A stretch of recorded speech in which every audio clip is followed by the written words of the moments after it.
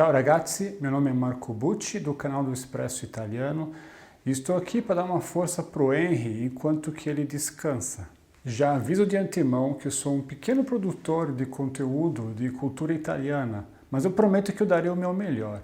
Neste vídeo tratarei de alguns assuntos que o Henry aborda com grande frequência, como por exemplo racismo, revisionismo histórico e apropriação cultural. Existe alguma relação entre a antiguidade greco-romana, o período nazifascista e o crescimento atual da extrema-direita? Será que a simbologia, a arte presente na iconografia política de diversos países, instituições e até mesmo tatuagens entre os jovens devem servir de alerta? Ou será que estamos enxergando monstros em todos os lugares? Deixo aqui uma provocação. Ideias se comportam como vírus, dependendo das cabeças que as hospedam.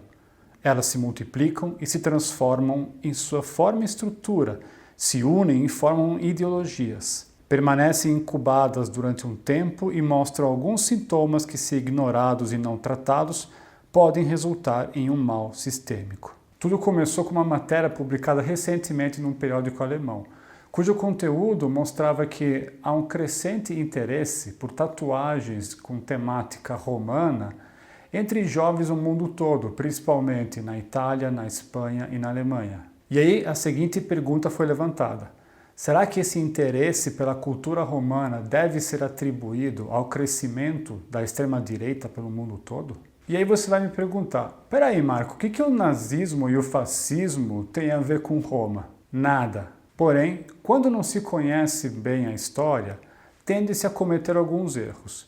E mesmo quando se conhece bem ela, tende-se a cometer alguns exageros.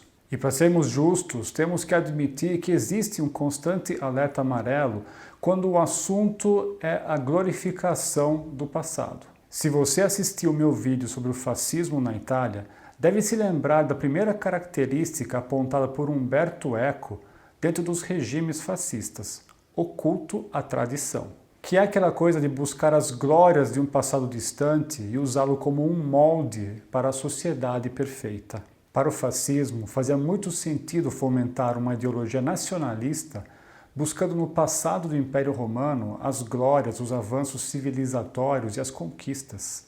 Mas é importante explicar que existem símbolos romanos que foram adotados por inúmeras culturas, até mesmo antes do fascismo, como por exemplo os fasci lictori, que são um símbolo de união e força e que provavelmente antecede os romanos, pois há indícios que os etruscos já os usavam, e que estão presentes em monumentos norte-americanos como o Lincoln Memorial, a estátua de George Washington na Virgínia, ambos construídos antes do fascismo, e até mesmo dentro do Senado americano.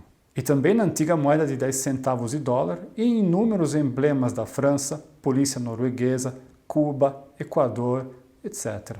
Porém, isso não significa que uma coisa tenha a ver com a outra. O uso desses símbolos não necessariamente implica numa tendência política fascista. Existem pessoas que gostam de tatuagens com a temática de Roma porque acham legal, outros porque são revocadores da cultura romana, e com certeza há os que são saudosos do regime fascista. Dentro desses três grupos, eventualmente se encontrarão fascistas, mas é um pouco exagerado colocar todos dentro do mesmo saco. E quanto ao nazismo? Bom, é importante lembrar que a subida de Mussolini ao poder antecede a de Hitler. Hitler, inclusive, considerava Mussolini um mentor ideológico. Obviamente que isso mudou quando a Alemanha se tornou muito mais poderosa, principalmente durante a Segunda Guerra Mundial, e aí os papéis se inverteram. Mas, a princípio, Hitler admirava muito o seu companheiro fascista. Dessa forma, é fácil entender por que Hitler buscou inúmeras inspirações dentro do Império Romano. A águia, como imponente símbolo militar, usada hoje pelos norte-americanos, é um exemplo claro, e os estandartes das legiões romanas copiados pelo exército alemão é outro exemplo disso. Mas Hitler buscou outras inspirações em diferentes culturas, e durante o seu regime ele tentou reescrever a história da antiguidade. Johann Chapoutot, historiador francês especialista em nazifascismo, escreveu um livro fantástico chamado Il nazismo et l'antiquità, ou seja, o nazismo e a antiguidade, onde ele relata mas muita coisa interessante sobre esses delírios nazistas. E muitos desses delírios foram escritos pelo próprio Hitler em seu livro Mein Kampf, A Minha Batalha. O trabalho de Chapoutot é enorme, baseado em mais de 300 livros, artigos, discursos, panfletos e propaganda nazista disponíveis no Arquivo Federal de Berlim, onde está guardada a maior parte do material ideológico do Partido Nazista e da SS. Adolf Hitler e Heinrich Himmler nutriam um gigantesco interesse pela cultura greco-romana, pela cultura da antiguidade. E é ali nas civilizações clássicas que eles buscavam encontrar a ancestralidade ariana germânica. O Führer queria que o Terceiro Reich fosse uma versão contemporânea da epopeia romana. Porém, temperado pelo racismo nazista, sem a miscigenação de raças, que teria sido o grande problema, a culpa pela queda do Império Romano.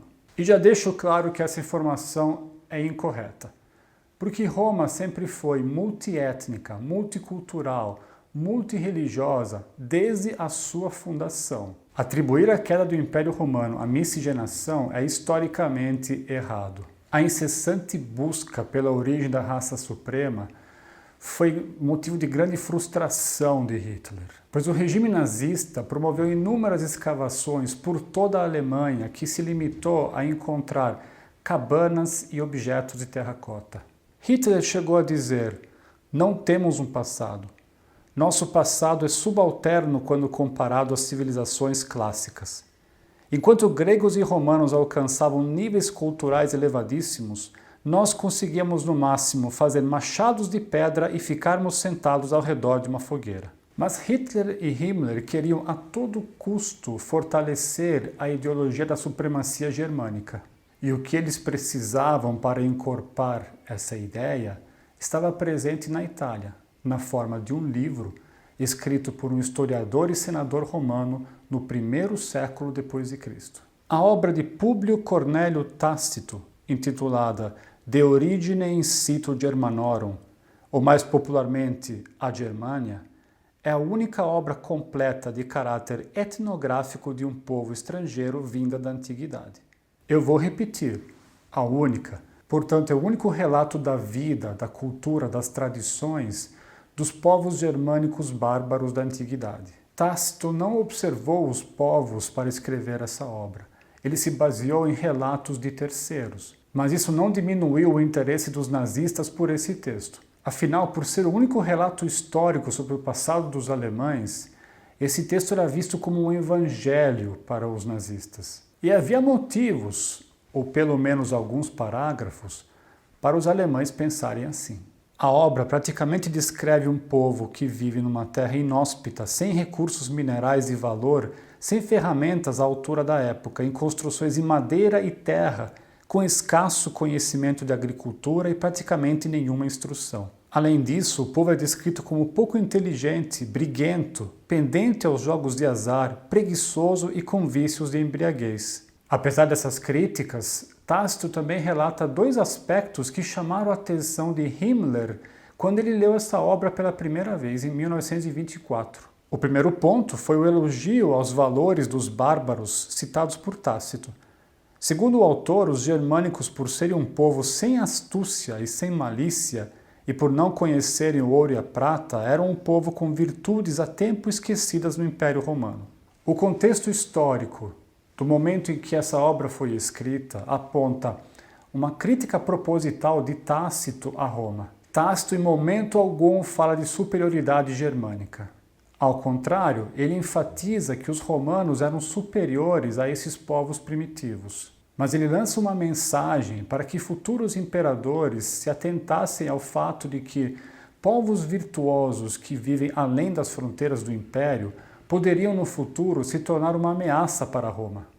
Himmler filtrou o que queria, ignorou o fato de se tratar de um povo primitivo e enxergou ali uma superioridade da moral germânica. O segundo ponto que interessou a Himmler foi o aspecto físico dos bárbaros germânicos, descritos como fortes, ruivos de olhos azuis em sua grande parte, provavelmente pela pouca miscigenação causada pela localização geográfica dessas terras. Tácito enfatiza que isso provavelmente acontecera por se tratarem de terras inóspitas, úmidas, frias, tristes. Quem, em sua consciência, deixaria o Mediterrâneo para se aventurar naquelas terras? Novamente, Himmler convenientemente ignorou essa questão e enxergou nesse texto uma ferramenta formidável de propaganda nazista para justificar as suas teorias raciais. Agora, muita atenção, porque precisamos esclarecer um conceito.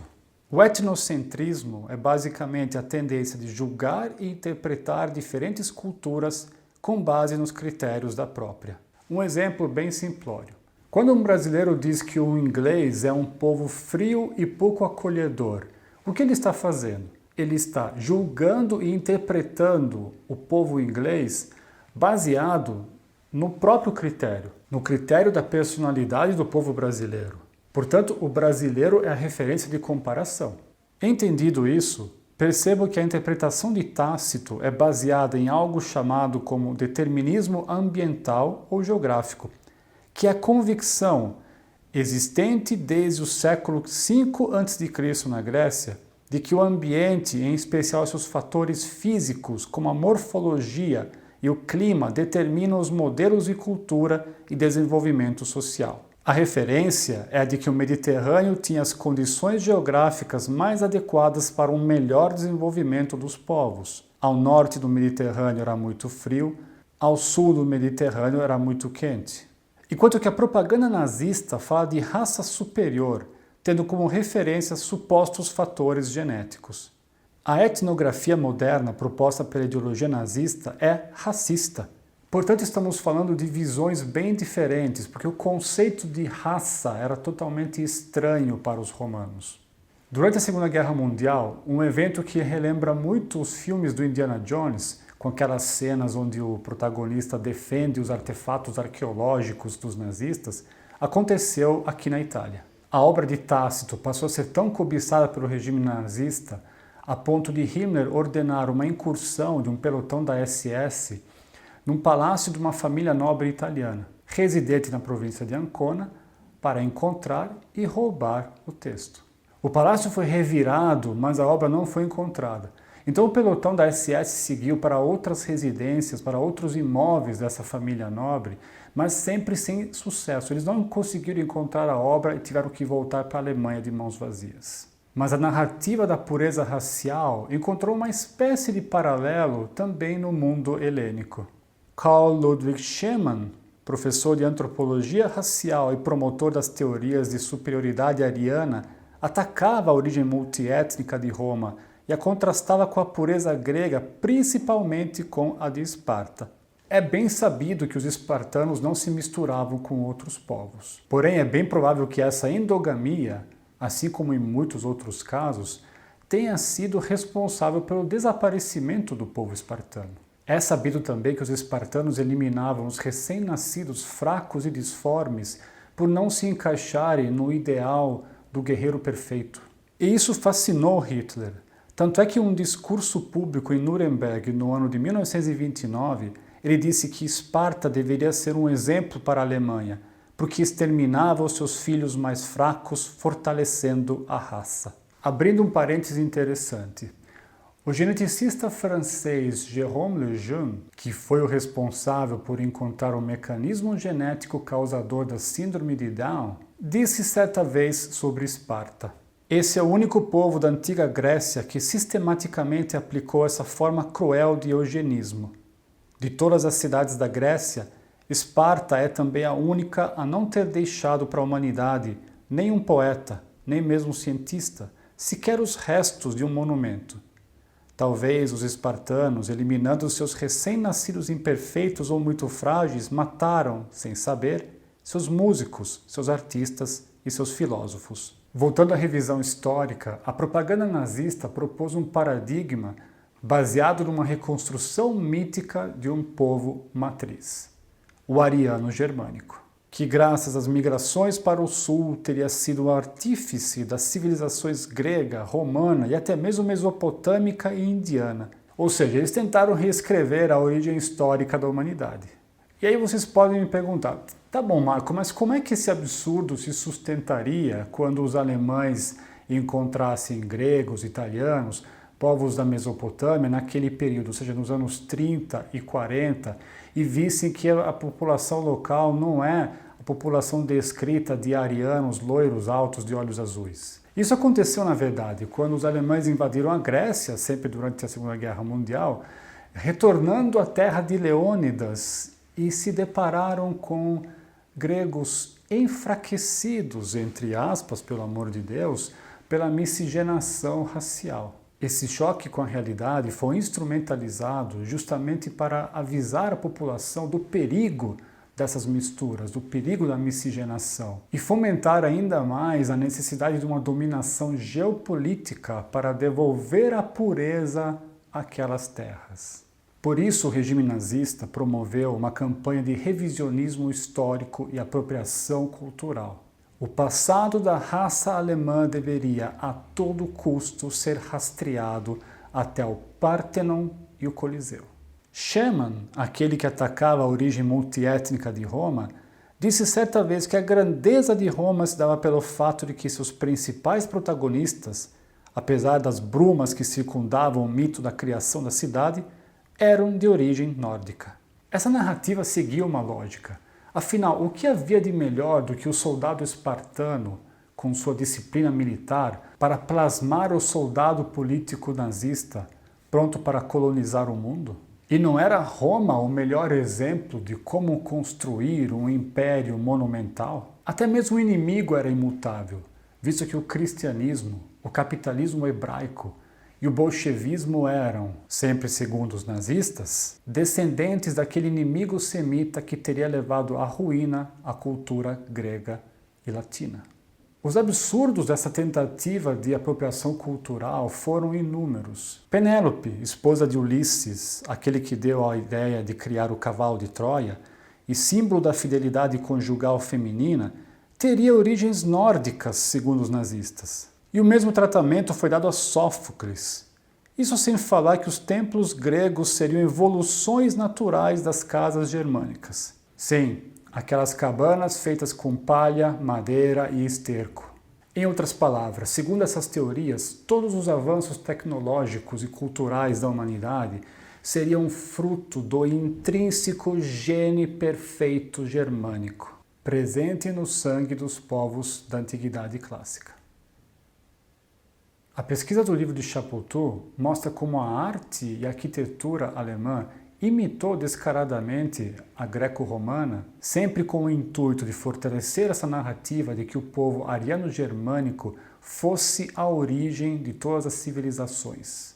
Vejam, por exemplo, o carro da deusa grega Atena durante as celebrações do Dia da Arte Alemã em Munique em 1933. Ou esse projeto da Adolf Hitler Plaza em Dresden, repleto de colunas, que claramente remetem à Grécia e à Roma antiga. Aqui vemos um esboço de um viaduto de 1941 que remete claramente aos aquedutos romanos e ao Coliseu Quadrado erguido por Mussolini em Roma durante o regime fascista. E o que dizer desse projeto das colunas de Hércules que seria levantado na fronteira entre a Alemanha e a Áustria? O Zeppelinfeld, que era a área de comícios e desfiles nazistas, foi inspirado no altar de Pérgamo, dedicado a Zeus e Atenas, na Grécia. Também foi concebido um projeto de um grande estádio a ser construído em Nuremberg, inspirado nos Circos Máximos de Roma. Em Berlim foi erguido um teatro grego próximo ao Estádio Olímpico. A escrivaninha de Hitler em seu escritório possuía um entalhe artístico representando Marte, o deus da guerra romano. E outro exemplo desse sincretismo forçado é essa imagem que representa o guardião da humanidade nórdica, um guerreiro ariano nu com um gládio romano na mão e um escudo grego a seus pés. Essa obra maravilhosa de Chapoutot mostra que o nazismo promoveu uma revolução cultural, além da política, para instituir um passado antigo e imaginário exclusivamente germânico, fundado na superioridade biológica daquela raça, supostamente irmã da clássica greco-romana, em contraposição à semita, na luta secular entre Ocidente e Oriente. Isso nos faz entender como funciona a lógica totalitária.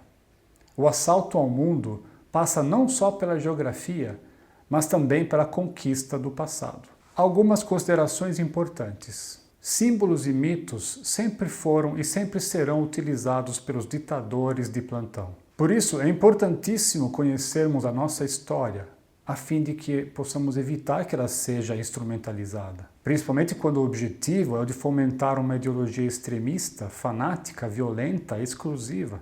Lembre-se do que eu falei no começo. Ideias se comportam como vírus. Dependendo das cabeças que as hospedam, elas se multiplicam e se transformam em sua forma e estrutura, se unem e formam ideologias. Permanecem incubadas durante um tempo e mostram alguns sintomas que, se ignorados e não tratados, podem resultar em uma infecção sistêmica, como foi a tragédia nazifascista, a maior do século XX. Esse tipo de vírus se combate com educação de qualidade e com iniciativas como essa que o Henry Bugalho promove aqui neste espaço. E parafraseando o Henry, eu gostaria de saber o que você acha disso tudo. Você acha que é realmente preocupante vermos jovens ostentando símbolos romanos por aí? E você conhecia essa tentativa de reescrever a história e de apropriar-se de culturas por parte do nazismo? E aí no Brasil, será que tem alguma coisa nesse sentido acontecendo? Vocês conseguem imaginar algum exemplo de apropriação cultural e de revisionismo histórico acontecendo por aí? Confira o livro do Henry sobre o mito brasileiro que está à venda na Amazon. Também está à venda em diversos países aqui da Europa, tá? E também tem o livro sobre o Jesus histórico que está na pré-venda. Se puder, dê aquela força no apoia-se do Henry para que ele possa continuar produzindo conteúdo de qualidade como poucas pessoas sabem fazer. E se você gostou desse vídeo, dá um pulo lá no meu canal, o Expresso Italiano, para conhecer mais sobre a Itália. Ciao e arrivederci!